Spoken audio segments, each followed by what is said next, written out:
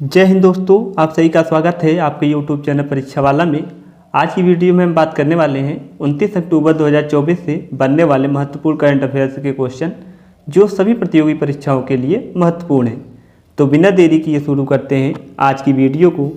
सबसे पहले कर लेते हैं कल के क्वेश्चन का रिविजन। किस बैंक ने असम में 500 मेगावाट सौर संयंत्र के लिए $434 मिलियन के ऋण को मंजूरी दी है? तो इसका राइट आंसर है एडीबी, एशियन डेवलपमेंट बैंक ने मंजूरी दी है। हाल ही में जारी फीफा रैंकिंग में भारतीय फुटबॉल टीम किस स्थान पर रही? तो 125वें स्थान पर रही है। हाल ही में डॉक्टर नीना मल्होत्रा किस देश में भारतीय राजदूत नियुक्त की गई हैं? तो स्वीडन में नियुक्त की गई। अंतर्राष्ट्रीय गीता महोत्सव 2024 का आयोजन कहाँ किया गया? तो कुरुक्षेत्र हरियाणा में आयोजन किया गया। प्रथम वैश्विक प्रकृति संरक्षण सूचकांक 2024 में भारत किस स्थान पर रहा है? तो 176वें स्थान पर भारत रहा। लीडरशिप समिट 2024 की मेज़बानी किस संस्थान ने की? तो आईआईटी गुवाहाटी ने इसकी मेज़बानी की। हाल ही में एशियाई सुनहरी बिल्ली असम के किस राष्ट्रीय उद्यान में देखी गई? तो मानस राष्ट्रीय उद्यान में देखी गई। हाल ही में तेलंगाना की किस बात पर भारतीय स्कीमर पक्षी देखा गया जो राज्य के लिए पहली बार है? तो इसका राइट आंसर निचला मनैर बात पर देखा गया है। अंतर्राष्ट्रीय टेनिस हॉल फेम में किसे नियुक्त किया गया? तो शारापोवा और ब्रायन ब्रदर्स को चुना गया है। हाल ही में मिस ग्रैंड इंटरनेशनल का खिताब जीतने वाली पहली भारतीय कौन बनी है? तो रचेल गुप्ता बन चुकी हैं। बात करें हाल ही में रानी रामपाल ने संन्यास की घोषणा की। रानी रामपाल निम्नलिखित में से किस खेल से संबंधित है? तो ये हॉकी खेल से संबंधित है। अब चलते हैं आज के क्वेश्चन को देखते हैं। आज का पहला क्वेश्चन है, पीएम नरेंद्र मोदी ने और स्पेन के प्रधानमंत्री पेड्रो साnchez ने टाटा एयरक्राफ्ट कॉम्प्लेक्स का उद्घाटन कहाँ किया? तो इसका राइट आंसर हो जाएगा ऑप्शन नंबर ए, गुजरात में इसका उद्घाटन किया है। टाटा एयरक्राफ्ट कॉम्प्लेक्स का उद्घाटन गुजरात में किए हैं नरेंद्र मोदी और स्पेन के प्रधानमंत्री पेड्रो साnchez ने किए हैं। बात करें प्रधानमंत्री नरेंद्र मोदी और स्पेन के प्रधानमंत्री पेड्रो साnchez ने 28 अक्टूबर को वडोदरा के गुजरात में टाटा एयरक्राफ्ट कॉम्प्लेक्स का उद्घाटन किया। यह भारत में सैन्य विमान C-295 के निर्माण हेतु पहला निजी क्षेत्र का फाइनल असेंबली लाइन है। परियोजना में 56 विमानों की डिलीवरी होगी, जिसमें 16 विमान सीधे स्पेन से और शेष 40 विमान टाटा एडवांस्ड सिस्टम लिमिटेड द्वारा भारत में निर्मित होंगे। अब बात करें अगले क्वेश्चन की, तो अगला क्वेश्चन है, किस बैंक को हाल ही में भारत का सर्वश्रेष्ठ बैंक घोषित किया गया? तो इसका राइट आंसर हो जाएगा option number C, state bank of India को भारत का सर्वश्रेष्ठ बैंक घोषित किया गया। एसबीआई इसका राइट आंसर हो जाएगा। बात करें अमेरिका की ग्लोबल फाइनेंस पत्रिका ने भारतीय स्टेट बैंक एसबीआई को 2024 के लिए भारत का सर्वश्रेष्ठ बैंक घोषित किया है। बात करें एसबीआई की, तो इसका फुल फॉर्म होता है स्टेट बैंक ऑफ इंडिया। इसका फुल फॉर्म होता है। स्थापना 1 जुलाई 1955 को इसकी स्थापना की गई थी। मुख्यालय इसका मुंबई में इसका मुख्यालय है। वर्तमान में अध्यक्ष के कौन है? तो CS शेट्टी वर्तमान में एसबीआई के अध्यक्ष हैं। ब्रांड एम्बेसडर कौन है? तो MS धोनी वर्तमान में इसके ब्रांड एम्बेसडर हैं MS धोनी जी। अब बात करते हैं अगले क्वेश्चन की, तो अगला क्वेश्चन है, खेल मंत्रालय ने हाल ही में कौन सा पुरस्कार बंद करने का निर्णय लिया है? तो इसका राइट आंसर हो जाएगा option number A, major Dhyan Chand lifetime achievement, जो खेल का सबसे बड़ा पुरस्कार है, इसको बंद करने का निर्णय लिया है खेल मंत्रालय ने। मेजर ध्यानचंद लाइफ अचीवमेंट पुरस्कार को बंद कर दिया गया है, अब इसको नहीं दिया जाएगा। भारत सरकार के खेल मंत्रालय ने Dhyan Chand lifetime achievement award को बंद करने की घोषणा की, जो अब तक विभिन्न खेलों में साधारण योगदान के लिए दिया जाता था। बात करें खेल मंत्री वर्तमान में कौन है? तो मनसुख एल मांडविया वर्तमान में खेल मंत्री हैं। अब बात करें अगले क्वेश्चन की, तो बरदा वन्य जीव अभ्यारण्य का उद्घाटन किस राज्य में किया जा रहा है? तो इसका राइट आंसर हो जाएगा ऑप्शन नंबर डी, गुजरात में बरदा वन्य जीव अभ्यारण्य का उद्घाटन किया जा रहा है। यह गुजरात राज्य में स्थित है। अब बात करें गुजरात की, तो गुजरात जो है वन्य जीव पर्यटन को बढ़ावा देने के उद्देश्य से बरदा वन्य जीव अभ्यारण्य और बरदा जंगल सफारी के पहले फेज का उद्घाटन किया गया। बरदा वन्यजीव अभ्यारण्य एशियाई शेरों के लिए दूसरा आवास होने वाला है। बात करें गुजरात के बनने वाले करंट अफेयर्स की, तो प्रधानमंत्री नरेंद्र मोदी ने सूरत में जल संचय जन भागीदारी कार्यक्रम का शुभारंभ किया और केंद्रीय मंत्रिमंडल ने गुजरात के साणंद में एक नए सेमीकंडक्टर संयंत्र को मंजूरी दी है। हाल ही में केंद्रीय पर्यावरण मंत्रालय के स्वच्छ वायु सर्वेक्षण 2024 में शीर्ष स्थान पर कौन रहा, तो सूरत शहर शीर्ष स्थान पर रहा है स्वच्छ वायु सर्वेक्षण 2024 में। यहाँ का जो गरबा लोक नृत्य है इसको यूनेस्को की विरासत सूची में शामिल किया गया है। यह सबसे महत्वपूर्ण क्वेश्चन बन जाता है कि गरबा जो है यूनेस्को की विश्व धरोहर विरासत सूची में शामिल किया गया है।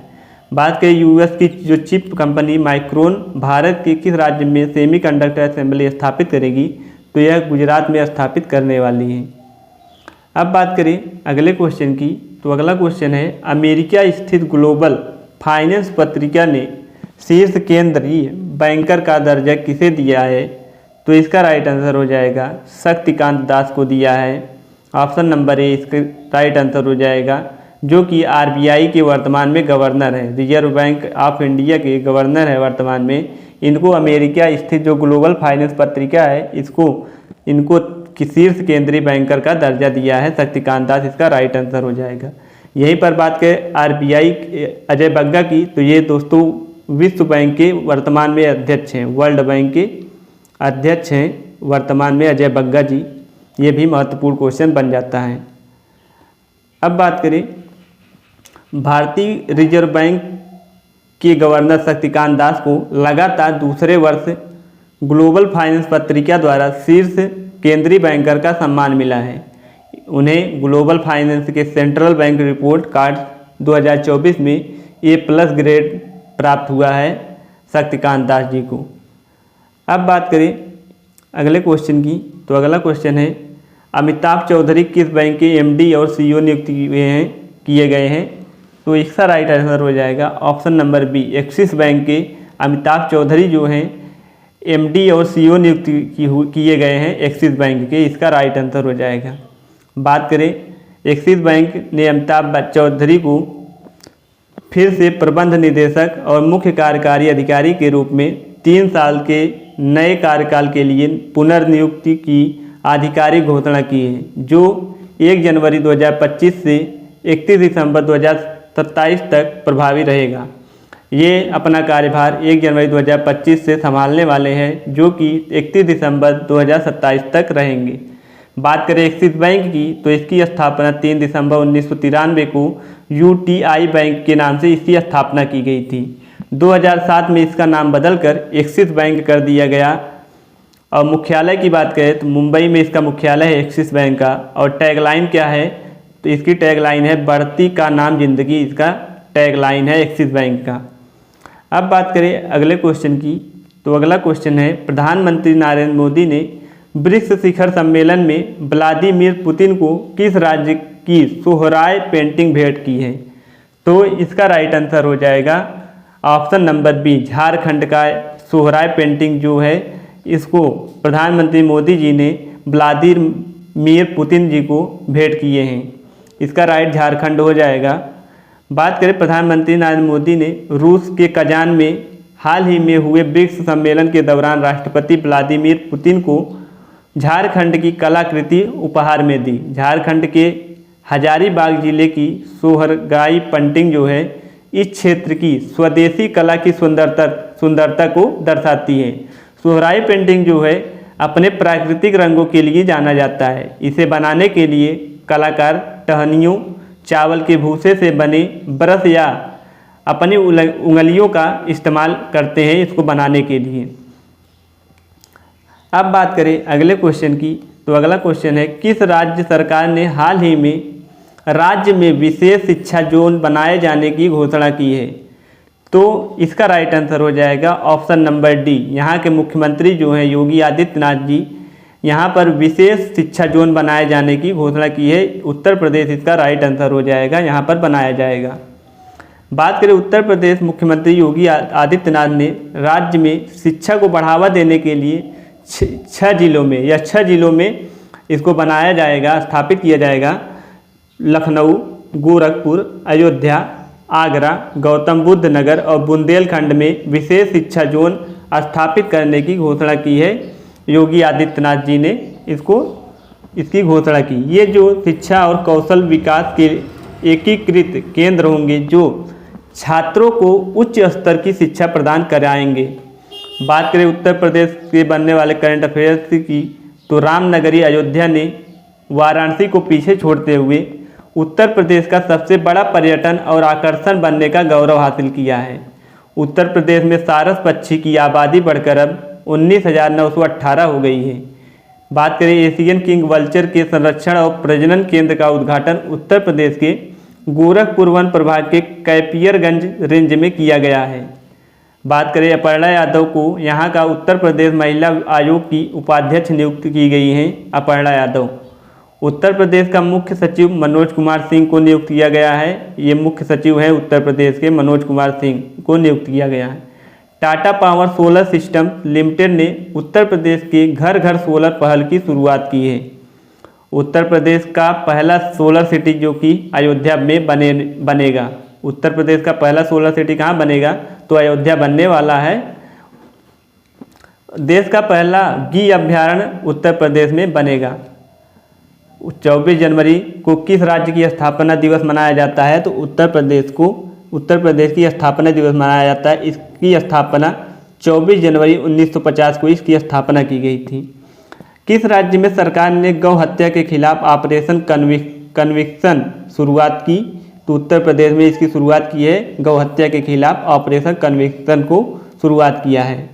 अब बात करें अगले क्वेश्चन की, तो अगला क्वेश्चन है मलेशिया में खेले गए सुल्तान जोहर कप हॉकी टूर्नामेंट फाइनल में कौन सा देश टॉप पर रहा है, तो इसका राइट आंसर हो जाएगा ग्रेट ब्रिटेन। इसका राइट आंसर हो जाएगा।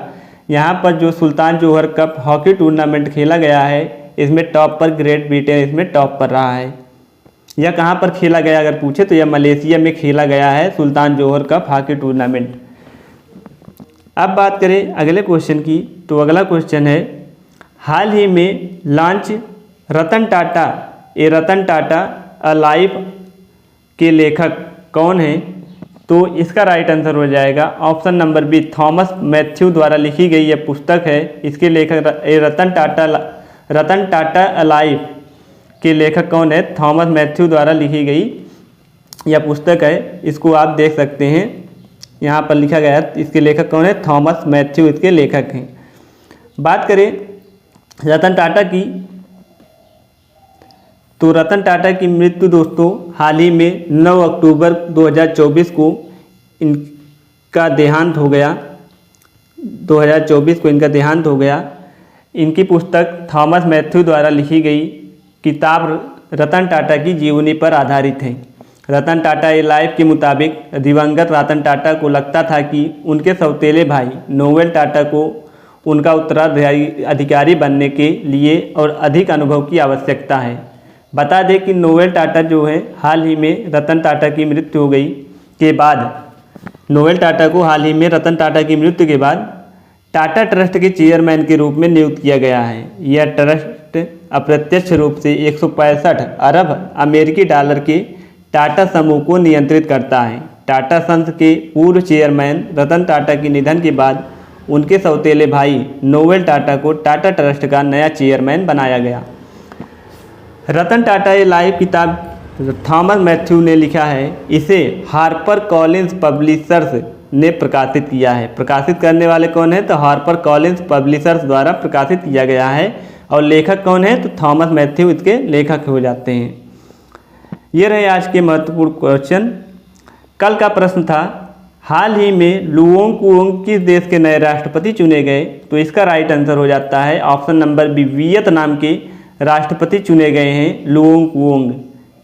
आज का प्रश्न है हाल ही में सिंगापुर भारतीय नौसेना के बीच द्विपक्षीय समुद्री अभ्यास सिम्बेक्स 2024 का प्रारंभ कहां पर हुआ, इसका राइट आंसर कमेंट बॉक्स में जरूर दीजिएगा। और चैनल पर नए हैं तो चैनल को सब्सक्राइब कर लें। मिलते हैं अगली वीडियो में, तब तक के लिए जय हिंद।